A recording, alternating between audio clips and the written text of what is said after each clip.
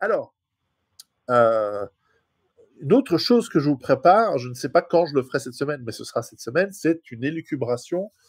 Il faudrait que j'en fasse tous les 2 fois par jour, tellement les informations vont vite en ce moment. Il se passe énormément de choses et je les suis, notamment les développements aux États-Unis, qui commencent à avoir des répercussions impressionnantes un peu partout en Europe. On en avait parlé lors du live la dernière fois, mais là, on voit que l'application de cette lutte contre la corruption commence à sortir en fait, ce qui est une gigantesque machine à escroquerie et à pillage du système américain. Et enfin du système de la population, le trésor et les dettes. Et là, je pense que ça va aller très très très très loin. Bon, ça peut s'arrêter assez vite, mais enfin, chaque jour, il y a quelques jours, Tulsi Gabbard a été confirmé responsable de toute la sécurité et le renseignement. Aujourd'hui, c'était aujourd'hui ou hier, je crois que c'est aujourd'hui, on est dimanche aujourd'hui, je ne sais pas s'il bosse le dimanche, peut-être que c'était hier, ou en tout cas, il y a quelques heures, 20 heures, 30 heures, euh, Kennedy a été, comme prévu, accepté et mis en place de la santé. Et donc, en plus de tous les autres, je ne sais pas si vous avez entendu, mais d'habitude, les vice-présidents des États-Unis on ne les voit jamais. Mais là, nous avons eu une visite en Europe et un discours du vice-président Vance, qui serait un excellent président, à mon avis, tôt ou tard, euh, pour les États-Unis. Alors, encore une fois, hein, c'est pour eux. Moi, je pense que nous, en Europe, on va manger. On va manger. Mais enfin, les annonces qu'ils sont faites, après, il ne faut pas juger les gens que par les annonces, il faut voir ce qu'ils vont faire. C'est comme pour l'histoire de Gaza, etc. Il faut que je vous parle de ça séparément. Mais c'est absolument impressionnant ce qui est en train de se passer. Et nous allons voir, parce qu'en fait, l'Europe elle va être larguée et lâchée par les États-Unis, mais elle reste un vassal. Et donc, ce qui se passe aux États-Unis va se passer en Europe. Et donc, je ne serais pas surpris, alors qu'il y ait d'abord un réflexe euh, protectionniste, si on veut, des élites européennes qui, elles aussi, qui pillent, qui sont corrompues, bien sûr. Mais un peu pour vous dire, ça fait quand même 80 ans, ils découvrent que depuis 80 ans, les comptes des États-Unis n'ont pas été vérifiés. 80 ans sans vérification. Et pour le cas de la réserve fédérale, ça fait 40 ans que personne n'allait voir s'il y avait oui ou non de l'or. Et là, il y a des choses qui sont en train de se faire, qui sont en train de toucher, euh, en fait, le fondamental pouvoir aux États-Unis, qui est le pouvoir financier, notamment la réserve fédérale. Et là, la méthode semble être extrêmement subtile, parce que il y a deux choses. Voilà, et je vous ferai une vidéo vraiment profonde là-dessus, enfin longue, plus longue. Il y a vraiment quelque chose d'intéressant, c'est ce que les complotistes disaient depuis 50 ans, petit à petit, et qui est devenu un peu plus maintenant est rentré dans le mainstream, dans le courant. Les gens en parlent. Il y a encore 5 ou 6 ans, il n'y avait que les farouches supporters de Trump qui parlaient du marigot, il fallait assécher le marécage. Mais là, tout le monde se rend compte que le marécage est très profond et tout le monde le voit puisqu'ils sont en train d'ouvrir les comptes, sont en train de voir la USAID, tout ça, tout ça. Et donc, chaque jour, on va de surprise en surprise sur. Alors, ça ne devrait pas vous et me surprendre. Mais néanmoins, c'est quand même impressionnant de voir la chutzpah, c'est le mot que je cherchais, l'aplomb, le culot du niveau de pillage. Donc la population qui se rend compte de ça se met en place en tant que garant moral, mais n'est plus une majorité silencieuse, c'est une majorité vociférante et qui va soutenir cet effort de nettoyage, qui finira dans un désastre économique, et je vous expliquerai pourquoi. Parce que même quand vous construisez une économie sur la fraude et que vous faites cesser la fraude, ben, l'économie sur la fraude s'effondre. Sauf que comme c'est une part importante de l'économie du pays, toute l'économie va en souffrir. Donc vous allez voir, ça va être une catastrophe, mais inévitable. Vous savez, quand il y a de la gangrène, il faut couper. Hein. Et puis, Et ça va arriver jusqu'en Europe. Mais d'un autre côté, on a aussi l'attaque contre la réserve fédérale qui se fait par justement cet audit sur l'or. Parce que là, et le marché de l'or en ce moment est impressionnant. Il faudrait que je vous en reparle. On en avait fait allusion avec Paul Noël il y a quelques mois déjà. Mais, et vous êtes ici en primeur, vous êtes parmi les premiers dans le monde francophone à le savoir. Il commence à y avoir des rachats d'or partout, y compris des États-Unis. Et il se peut très bien que l'or physique soit bientôt introuvable. Donc, c'est impressionnant. Oui, Fort Knox, c'est le lieu où traditionnellement, c'est pas le seul, mais c'est un des lieux où le gouvernement des États-Unis, l'État des États-Unis, stockait ses réserves d'or. Et bien que le dollar ne soit plus basé sur l'or, les États-Unis, comptablement, ont toujours ces réserves. Et normalement, quand tu as des réserves d'or en centaines, en milliers de tonnes, eh bien, quand quelqu'un vient faire un audit, il n'y a pas eu d'audit depuis 40 ans.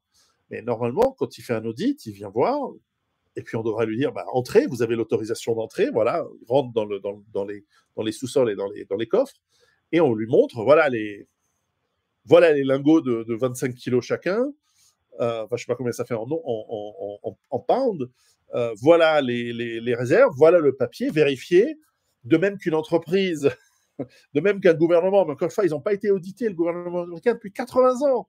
C'est un truc incroyable. Dans les entreprises, on nous casse les couilles tous les ans. Bref, et donc, à juste titre, parce que sinon il y a fraude. Là, ça fait 80 ans qu'il y a fraude. Et donc, et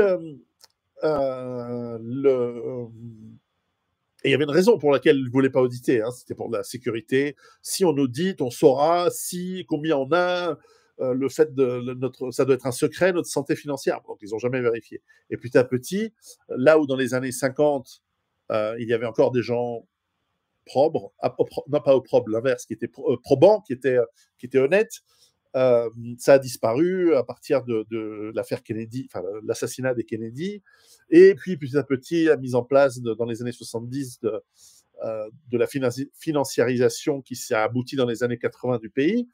Et puis, à partir des années 90, avec le clan Clinton qui arrive, le pillage s'est accéléré pour exploser avec la fuite en avant post-11 septembre et pour arriver dans voilà, les années Obama, puis ensuite la fraude de Biden. Et aujourd'hui, on en arrive à des... C'est pour ça qu'ils dépensent des sommes colossales tous les mois, sans parler du renflouement des marchés financiers. Bref, je suis en train de parler 10 minutes sur un sujet qui n'est pas celui de ce soir, mais c'est fascinant ce qui est en train de se passer. C'est colossal et ça va avoir des conséquences dont on mesure difficilement l'impact. Et je pense que ça accélère l'effondrement en réalité. Mais voilà, c'est comme ça. Et donc j'ai oublié un truc dans tout ça. Bref, vous avez l'Europe qui va essayer de se recroqueviller, ouais, enfin, va se mettre en boule idéologiquement en disant oui, mais nous, on est pour le woke, on est pour les migrants, etc. Et puis très vite, on va lui rappeler que économiquement et politiquement, à la fin, ils doivent quand même obéir aux États-Unis. Et donc, il y aura un changement de cycle électoraux bientôt. Je suis curieux des résultats des élections en Allemagne pour voir justement si là aussi il y a une montée en puissance des partis, on va dire, populistes. Et donc, voilà. Alors en France, il y a la Cour des comptes, mais quand les vérificateurs sont eux-mêmes corrompus, non, il faut faire comme on fait aux États-Unis. Et c'est d'ailleurs ce que préconisait Jean-Marie Le Pen à l'époque. Il disait, il y a la première chose qu'il veut faire, c'est un audit indépendant. C'est-à-dire faire venir des... Alors pourquoi Trump fait venir 4 ou 5 informaticiens et il a viré tout le monde? Sauf quelques personnes clés. Et ces personnes clés, on en discutait avec Savage Beast, les personnes clés sont forcément des administrateurs système. Donc, c'est des administrateurs de bases de données qui ont les codes d'accès à toute l'informatique et à tout. Et eux, ils voient toutes les transactions, tous les fichiers, toutes les données. Et comme ils ont viré tout le monde, il n'y a plus personne qui peut bidouiller, qui peut effacer des trucs, etc.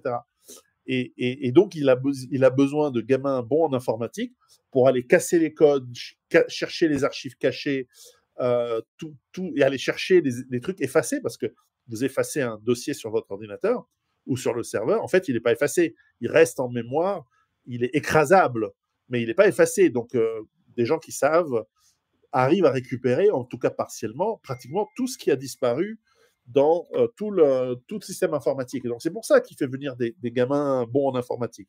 Bref, c'est une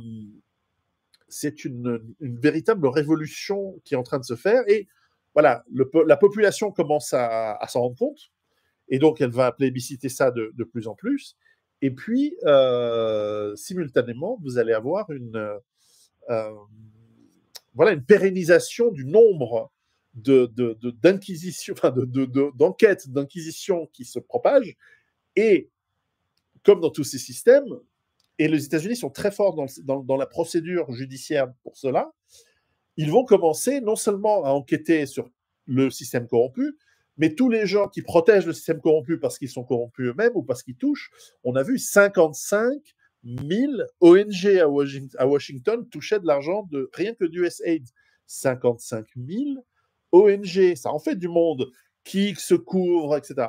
Et quand il y a ce genre de mise en place d'enquête et qu'elle est profonde, en Italie, on a connu ça dans les années 80 avec la lutte anti-mafia quand elle s'est accélérée, et puis dans les années 90, eh bien, le truc, c'est que les gens se dénoncent au bout d'un moment.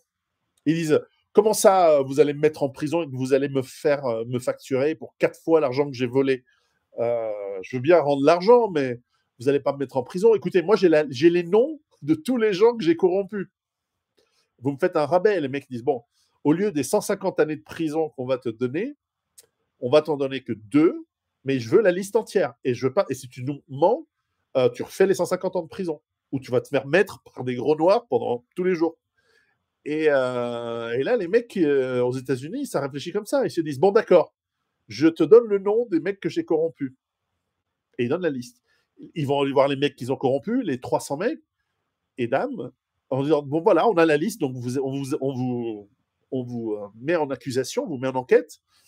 Et les mecs vont dire, non, on va faire un deal, on va faire moins, etc. Et ils vont donner chacun des noms. Et alors, certains vont être sûrs, d'autres pas. Certains vont dire, non, mais on les connaît, il n'y a pas besoin, donc toi, tu vas plonger. En revanche, ceux disent, ah, c'est intéressant, on ne les connaissait pas, ceux-là. On va faire ce qu'on appelle un plea bargain. On va dire, bah, écoutez, on va te faire que 4 ans de prison, mais on veut la liste, et ainsi de suite, et ainsi de suite. Donc, les gens vont commencer à se tirer dans les pattes, et c'est là où tout va sortir. Donc, ça va être une magouille. Alors, il y aura les chasses gardées. Mais je pense qu'il va y avoir des charters de gens qui vont partir vers Israël parce qu'on ne peut pas les extrader depuis Israël. Je dis ça, je dis rien. Mais j'ai regardé un petit peu le nom des gens qui sont impliqués à la tête de l'USAID, les responsables, les sénateurs démocrates. J'ai regardé sur Wikipédia leurs fiches. Il faut l'avoir regardé en anglais, il y a beaucoup plus d'informations qu'en français. Moi, je vous dis qu'il y a des charters qui vont partir pour Tel Aviv. Et c'est pour ça qu'il y a beaucoup de deals en ce moment sur la Palestine, Israël. Mais ça, on en parlera une autre fois ou peut-être dans les questions. Non, ce que je voulais vous dire sur Dresde, brièvement, avant que je sorte les vidéos dans quelques temps, mais avant cela, je voulais vous le dire aujourd'hui, c'est que je vous conseille de lire ce livre. Vous le trouvez. Et c'est une vieille collection. J'ai lu, je les avais, j'avais beaucoup acheté ces vieux livres.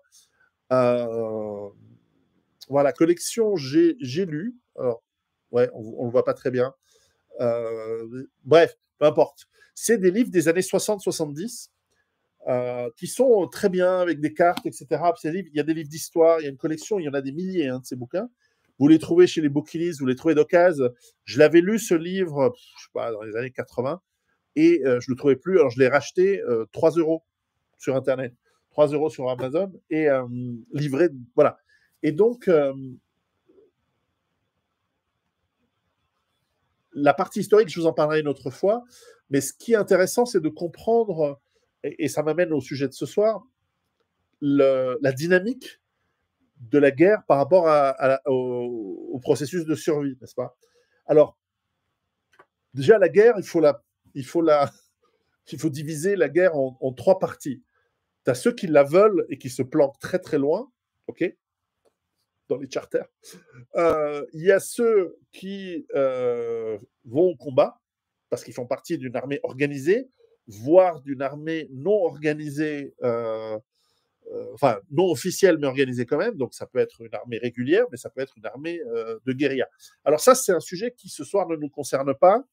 parce que c'est un monde en soi, c'est le monde militaire, ça implique l'industrie, la préparation, la course aux armements, enfin c'est tellement vaste et puis pour le troufion de base, l'aspect survie dépend déjà de la chance, en très grande partie, hein, la balle la Trump, hein, la balle qui vous perce l'oreille au lieu de vous percer le crâne, ça dépend de peu de choses.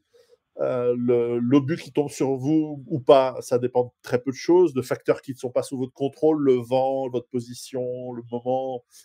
Bref, tout ça, c'est tout à fait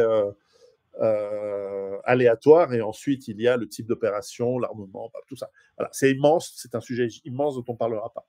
Donc, ça fait déjà structuré en 3 parties. J'ai dit, les mecs qui sont en haut, qui la veulent, les mecs qui combattent, et puis il y a les civils. Ça, c'est la 3e part. On va parler des civils ce soir.